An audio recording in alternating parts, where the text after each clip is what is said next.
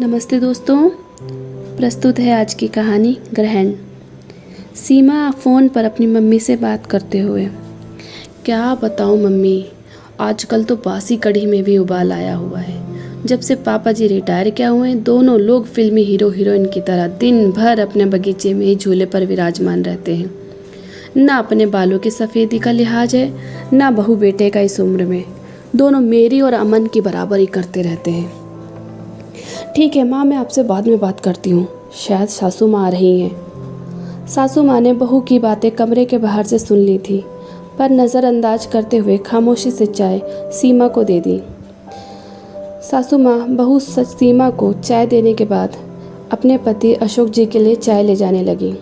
ऐसा देखकर बहू सीमा के चेहरे पर मजाक वाली हंसी तैर गई, पर सासू माँ समझदारी दिखाते हुए बहू की इस नाजायज़ हरकत को नज़रअंदाज करते हुए सिर झुकाए वहाँ से निकल गई। पति के रिटायर होने के बाद कुछ दिन से उनकी यही दिनचर्या हो गई थी। आजकल सासू माँ प्रभा जी अपने पति अशोक के साथ अधिक से अधिक समय बिताती हैं। अपने घर के सबसे खूबसूरत हिस्से में अपने पति अशोक देव के साथ झूले में बैठकर उनको कंपनी देती हैं। प्रभा जी ने सारी उम्र तो बच्चों के लिए लगा दिया था। कोठीनुमा घर अशोक और प्रभा का जीवन भर का सपना था, जो उन्होंने बड़ी मेहनत से साकार किया था। ऐसे मनमोहक वातावरण में वहाँ पर लगा झूला मन को असीम शांति प्रदान करता। पहले वह और अशोक इस मनमोहक जगह में बहुत कम ही बैठ पाते थे। इतना समय ही नहीं रहता था कि एक दूसरे के साथ बैठकर चार बातें ही कर ले। कभी प्रभा अनमनी होती तो अशोक बड़े जिंदा दिल शब्दों में कहते, अरे यार पार्टनर, रिटायरमेंट के बाद दोनों इसी झूले पर साथ बैठेंगे और खाना भी खाएंगे साथ में। सारी शिकायतें दूर कर दूंगा तुम्हारी। फिलहाल हमें अभी बच्चों के लिए जीना है। बच्चों के करियर पर बहुत कुछ बलिदान करना पड़ा। खैर अब बेटा अच्छी नौकरी में था और बेटी भी अपने घर की हो चुकी थी। रिटायरमेंट के बाद घर में थोड़ी रौनक रहने लगी थी। अशोक जी को भी अब घर में रहना अच्छा लग रहा था। पहले तो बड़े पद पर थे तो कभी उनके कदम घर पर टिकते ही नहीं थे। कभी यहाँ कभी वहाँ जाना ही पड़ता था उनको। लेकिन उनकी बहू सोनम अपने पति अमन को उसके माता पिता के लिए ताने देने का कोई मौका न छोड़ती। अमन के कान भरती रहती। उसने उस कोने के बगीचे से छुटकारा पाने के लिए अमन को एक रास्ता सुझाते हुए कहा, क्यों ना हम एक बड़ी कार खरीद लें। कैसा आइडिया है अमन? आइडिया तो अच्छा है, पर रखेंगे कहाँ? घर में तो सिर्फ एक ही कार रखने की जगह है। अमन थोड़ा चिंतित स्वर में बोला। सीमा ने कहा, जगह तो है ना, वो गार्डन तुम्हारा, जहाँ आजकल वो दोनों लव बर्ड्स झूले पे बैठ के चींची चींची करते हैं। ऐसा लग रहा था जैसे सीमा अपने सास ससुर का मजाक बना रही हो, उनको चिढ़ा रही हो। अब अमन ने अपने पापा से बात करने का मन बना लिया।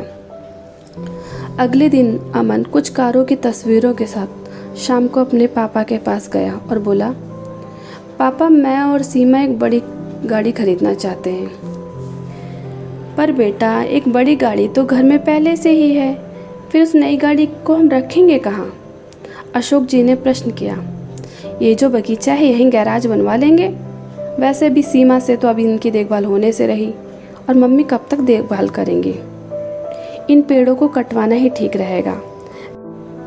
वैसे भी इन जड़ों से घर की दीवारें ही कमज़ोर हो रही हैं। यह सुनकर प्रभा तो वहीं कुर्सी पर सीना पकड़कर बैठ गई। अशोक जी ने गुस्से को काबू में करते हुए कहा, मुझे तुम्हारी माँ से भी बात करके थोड़ा सोचना है, मुझे मौका दो। क्या पापा, मम्मी से क्या पूछना? वैसे भी इस जगह का इस्तेमाल भी क्या है? अमन थोड़ा चिड़चिड़ा कर बोला। आप दोनों दिन भर इस जगह पर बगैर कुछ सोचे समझे, चार लोगों का लिहाज किए बगैर साथ में बैठे रहते हैं। अब आप दोनों कोई बच्चे तो हैं नहीं जो आपको समझाया जाए, समझदार है, आपको खुद सोचना चाहिए। लेकिन आप दोनों ने दिन भर झूले पर साथ बैठने का रिवाज बना लिया है, और ये भी नहीं सोचते कि चार लोग क्या कहेंगे, पास पड़ोस के लोग क्या कहेंगे। इस उम्र में मम्मी के साथ बैठने के बजाय आप अपनी उम्र के लोगों में उठा बैठक करें ना, तो वो ज़्यादा अच्छा लगेगा। ये नहीं अच्छा लगता है। और वह तनतनाते हुए अंदर चला गया। अंदर सीमा भी बड़बड़ाए जा रही थी। अशोक जी कड़वी सच्चाई का एहसास कर रहे थे, पर आज की बात से तो उनके साथ प्रभा जी भी सन्न रह गई। अपने बेटे के मुंह से ऐसी बातें सुनकर दोनों का दिल भर आया था और टूट भी चुका था। रिटायरमेंट को अभी कुछ समय ही हुआ था, थोड़ा समय सुकून से गुजरा ही था। पहले की ज़िंदगी तो भागम भाग में ही निकल गई, बच्चों के लिए सुख साधन जुटाने में। अशोक जी आज पूरी रात उधेड़ बुन में लगे रहे, कुछ सोचते रहे, कुछ समझते रहे और कुछ योजना बनाते रहे। लेकिन सुबह जब वे उठे तब बड़े शांत और प्रसन्न थे। वे रसोई घर में गए, खुद चाय बनाई, कमरे में आकर पहला कप प्रभा को उठाकर पकड़ाया और दूसरा खुद पीने लगे। आपने क्या सोचा जी? प्रभा ने रुआंसे आवाज़ में पूछा। मैं सब ठीक कर दूंगा, तुम परेशान न हो, तुम धीरज रखो, अशोक बोले। पर हद से ज़्यादा निराश प्रभा उस दिन पौधों में पानी देने भी ना निकली और ना ही किसी से कोई बात की। दिन भर सब सामान्य रहा, लेकिन शाम को अपने घर के बाहर किराए के लिए संपर्क करें का बोर्ड टंगा देख अमन भौचक्के स्वर में अशोक से प्रश्न किया, पापा, माना कि घर बड़ा है पर ये बोर्ड किस लिए? अगले महीने मेरे स्टाफ के मिस्टर गुप्ता रिटायर हो रहे हैं, तो वे इसी घर में आके रहेंगे ना, उन्होंने शांतिपूर्वक उत्तर दिया। हैरान अमन बोला, पर कहाँ? तुम्हारे हिस्से में, अशोक जी ने सामान्य स्वर में उत्तर दिया। अमन का स्वर अब हकलाने लगा था। और हम लोग कहाँ रहेंगे? तो अशोक जी ने जवाब दिया, तुम्हें इस लायक बना दिया है, 2-3 महीने में कोई फ्लैट देख लेना और कंपनी के फ्लैट में रह लेना, अपनी उम्र के लोगों के साथ। हम दोनों भी अपनी उम्र के लोगों में ही उठेंगे बैठेंगे, जैसा तुमने हमें सीख सिखाई। तुम्हारी माँ की सारी उम्र सबका लिहाज करने में निकल गई, कभी बुजुर्ग तो कभी बच्चे। अब लिहाज की सीख तुम सबसे लेना बाकी रह गई थी।